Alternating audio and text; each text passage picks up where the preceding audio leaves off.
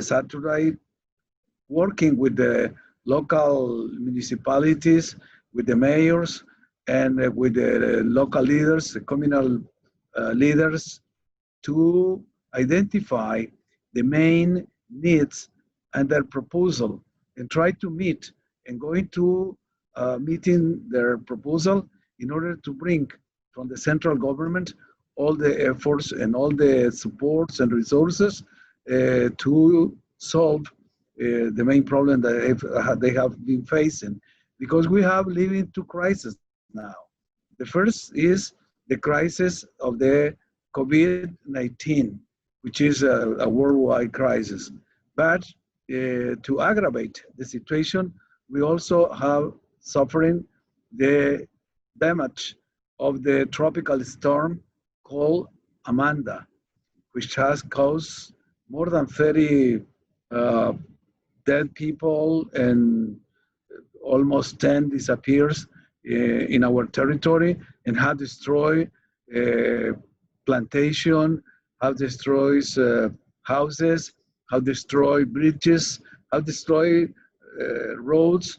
I mean, it is a new challenge that we have to face in addition to the reconstruction of the whole society after the pandemic. We have identified in the short terms, in the mid-terms, and in the long term, some specific objectives and goals to deal with. Basically, we are preparing our country and our region for the day after. We think that it is absolutely mandatory for the chief of government, for all the authority, nation level and local level elected officer to deal in order to support and bring some help to the communities. But we are also obligated, and this is something that this is clear in the mind of our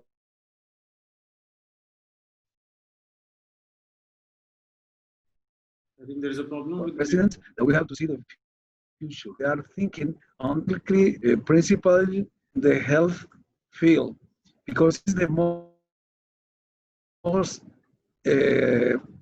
big impact in our population. We have faced this impact with steps that were taken in the very beginning at the right moment that we were informed and we noticed that this virus will be spreading over all the world. Our government took some strict measures to try to impede that tourists or travelers coming from countries that they have been suffering the infection of the virus, they were not allowed to come. We were the first country to ban people coming from China, then coming from Italy, from France, Iran, those countries that were reported that they were infected. Then we took other measures in the internal order, in the taking this type of stay-at-home orders, and then going to the lockdown. The quarantine was a very specific instruction given for the president after consulting the Minister of Health and after checking with the Congress and with the Constitutional Court in order to preserve the human rights for the population, the public freedoms, and all the rights that the citizens have in a democracy.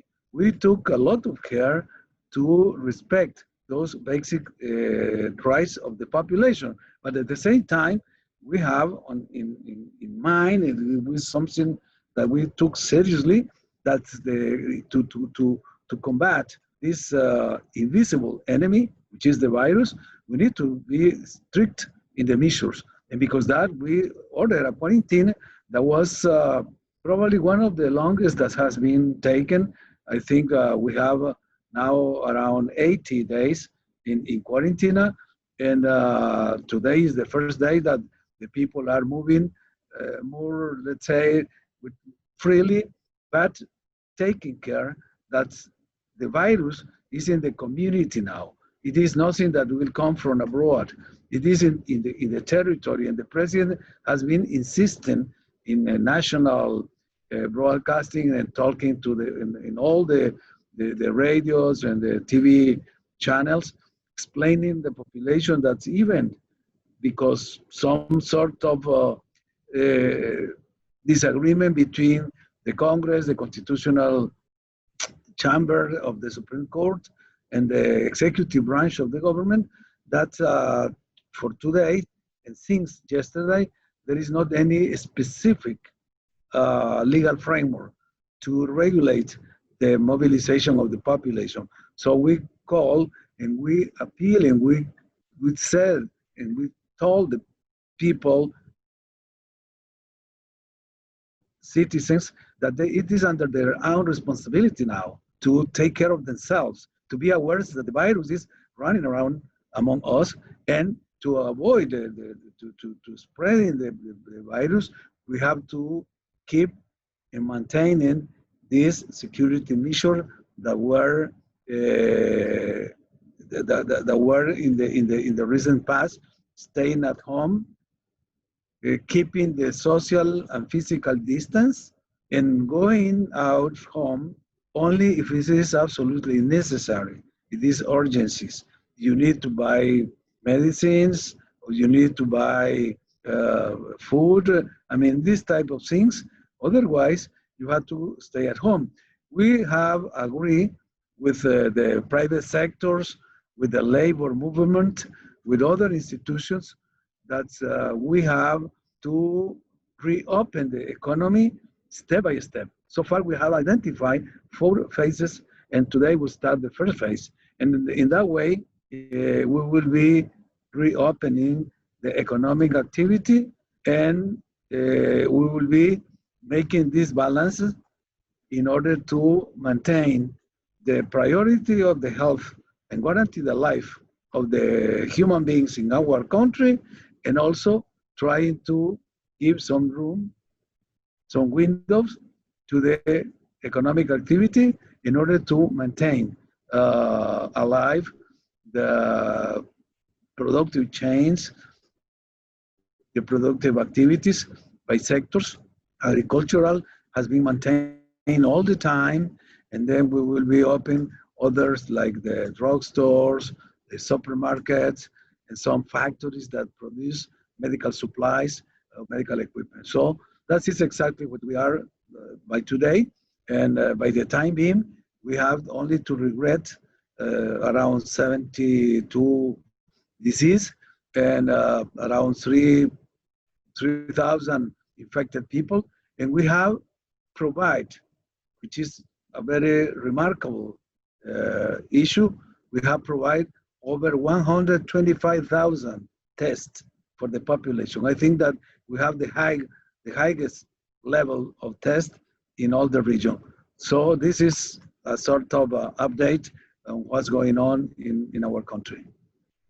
That was actually a motivating thing, the measures which you have taken, Mr. Vice President. Sir, just one question. Actually, I wanted to ask you. You were into academics. Then, how suddenly you got into politics in such a high position?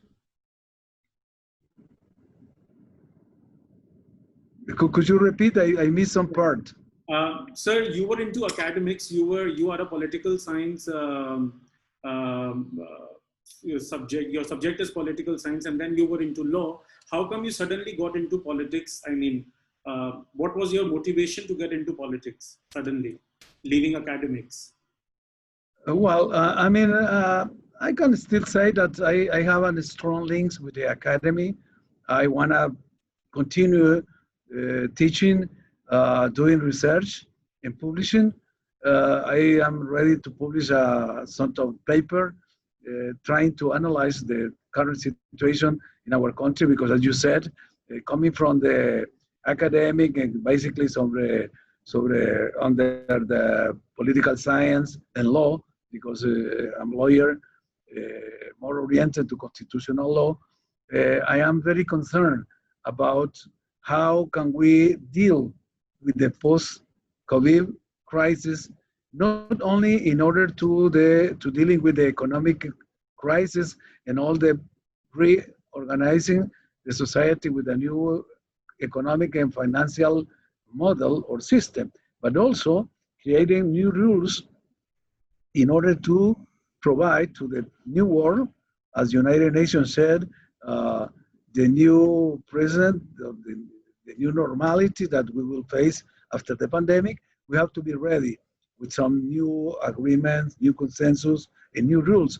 And because that, I think that personally, myself, not only as a vice president, but also as a lawyer, also as a scholar, I will go to the academy. I will contact some universities, law school, sociologists, economists, in order to create a committee to rethink the new El Salvador and try to identify which or what could be those new rules that could give us a new framework for this new country that will be in the new world, that everybody is talking about that, not only from the United Nations, but any international forum we have in the region, in the Americas, the CEPAL, which is the Commission of the United Nations, Economic Commission of the United Nations for Latin America, which has been presenting their concerns about the economic growth that will be negative for the region, less than 5 points of the gross product GDP. And this is a big issue and big challenge for our countries. Therefore, we have to think about that. And this is not only a problem of economics or an economic approach. It should be of a more, let's say, more holistic approach, where we need to involve not only economic professional, but also sociologists, lawyers, and of course, we need to think about cultural patterns, because the humanity will be different after this crisis, and we need to re-evaluate our way of life, probably some values, some paradigms, some patterns. They would change, and we have to be ready. So for me, keeping in mind my background as academic is not only a strength, but also an asset that I want to use, and I am ready to do it in order to present to our Salvadorian society where we are or where we are going to in this new world and this new reality in the day after, as we said, after the pandemic. Yes, that's really good, sir. And I saw some of your pictures that you were distributing the relief material to your fellow citizens, and you were interacting with your fellow citizens also, you know, how they are going to deal with the post-COVID-19. Also, sir, I would like to take this opportunity to congratulate you and your government, and especially His Excellency, the President, that the US has also complimented El Salvador government for a complete transparency for such a long time. I was reading it somewhere that the US has actually congratulated your government on that. And 24th of May in El Salvador has been declared as the National Day of Prayer, if I'm not wrong. Yes. And actually, this is something that our president has been calling and telling our high-level officials to be in touch with the population. We left the offices and we moved to the field. We are on the ground. This is something that creates a synergy that where the elected officials, the high-level ministers, or other high-level officials get the feeling and get the situation going to the ground. Okay. On the ground, you can feel yes. the needs of the people, and this contact is absolutely necessary. Those who they keep or they stay at the offices with air conditioner, with some sort of good situation, probably will never understand the real needs of the population. That's why all the ministers, all our people, all our consumers, all our employees are on the ground. And not only people from the health front that we have create a sort of team that is a team that is dealing with the crisis, but also the armed forces, the national police, the members of other institutions that have to deal. They have to be on the front, in the first line. They are on the first row of dealing with this pandemic.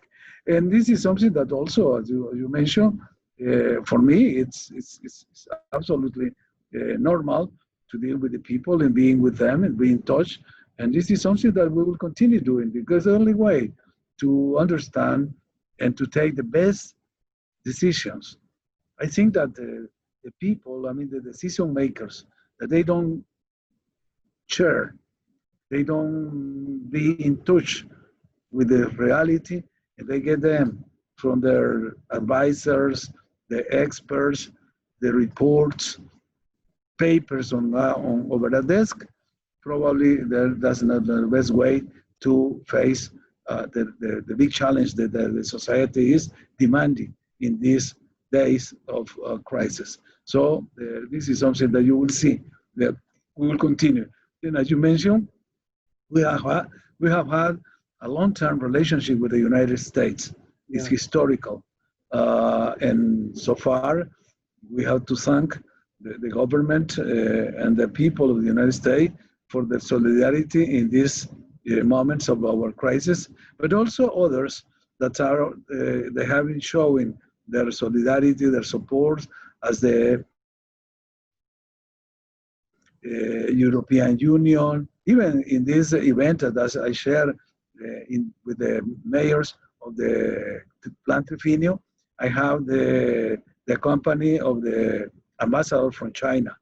El Salvador is one of the countries in the region that has diplomatic relationship with the Popular Republic of China. So we have received also from them some sort of support. Our president went to a tour in China last year, and we are trying to keep our country open to all the world. I mean, we have not political or ideological constraint. We don't want to be aligned to any of the blocs that was usual during the Cold War, that you were on one side or another when the war was in that polarization.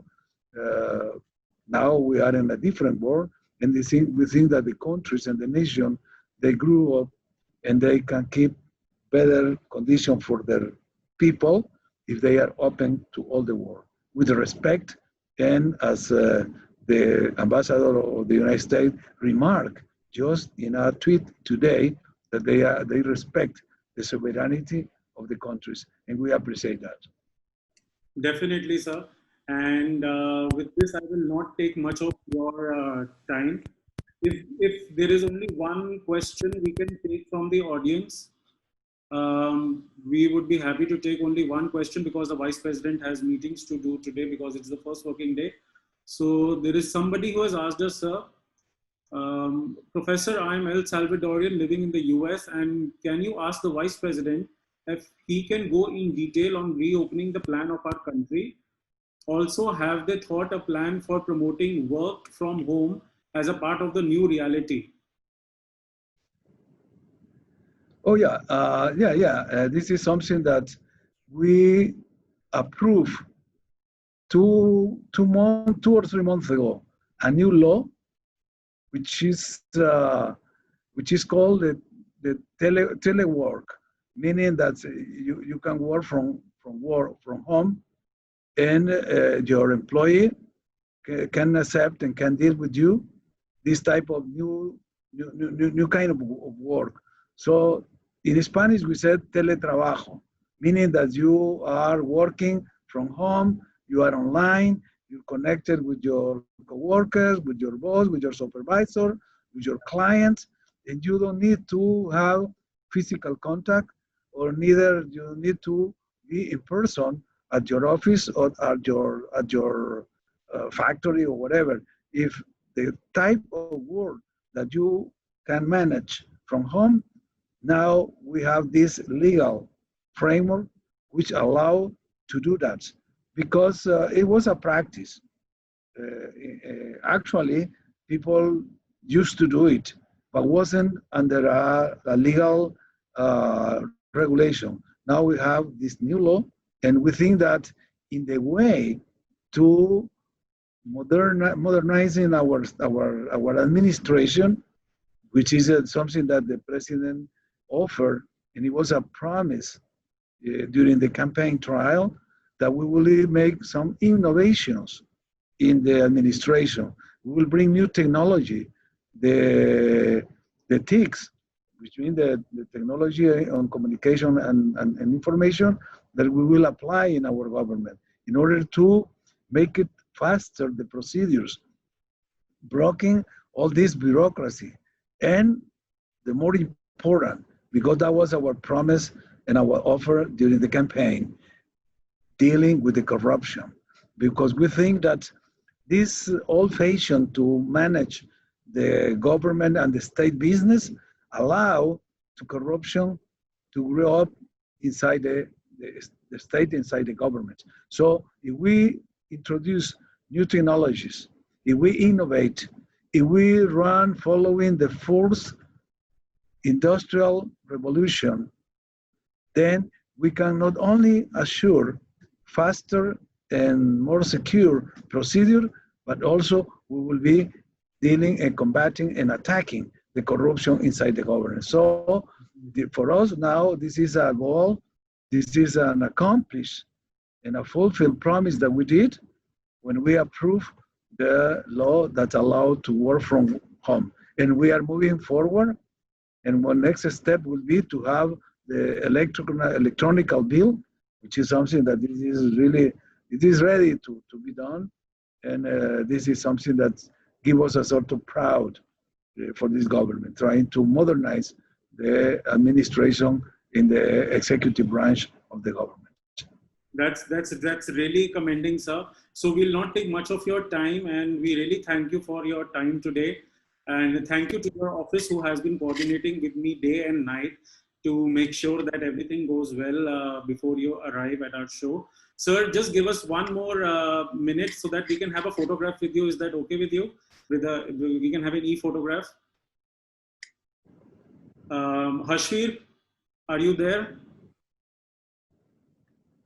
We'll just ask somebody to click a photograph very quickly. Ankur, can you please click the photograph? Done? Okay. Again, thank you so much, sir. And I will keep Alejandra updated about the photographs and all the videos which we'll be sending. And thank you again so much for your time today. And we wish you all the best. And I hope to visit your country very soon after everything gets sorted out. And I wish to invite you to India on something very official and something very big very soon, sir. Thank you so much for your time today. Thank you so much for the invitation. And again, I felt honored by sharing with you and your audience our perspective and our goals in presenting our nation at that level, and all the people that are watching this interview, yes, this conversation. I have received a lot of comments. It is important. It is important, and really, you are very welcome anytime. Just let us know, and we are ready to present it to you. Whatever information you need to go, whatever place you want to visit. We have beautiful beaches, we have beautiful landscape, we have volcanoes, we have lakes, something that El Salvador needs to present and share with the world. And therefore, you're very welcome, and thank you again for this opportunity. Thank you so much, sir. Yeah. Thank you so much. Your Excellency, sorry, I joined a little bit late. My name is Rashid. I'm the chairman of the advisory board, working with His Excellency, Mr. Nabid Kapoor. And I really appreciate all the work and the things that we are doing together. And I hope that, inshallah, we can come and visit your country very, very soon. And you're always invited to the UAE and visit us in the near future. And I really appreciate— It will be my pleasure. I really appreciate you talk about the bill, and this is an amazing way of talking and letting people realize that we need to follow in these footsteps of the stuff that you guys are doing, and we should learn from your experiences, Your Excellency. Thank you again. Thank you, Rashid sir. Thank you, Mr. Vice President, and have a nice day today, sir. Thank you so much.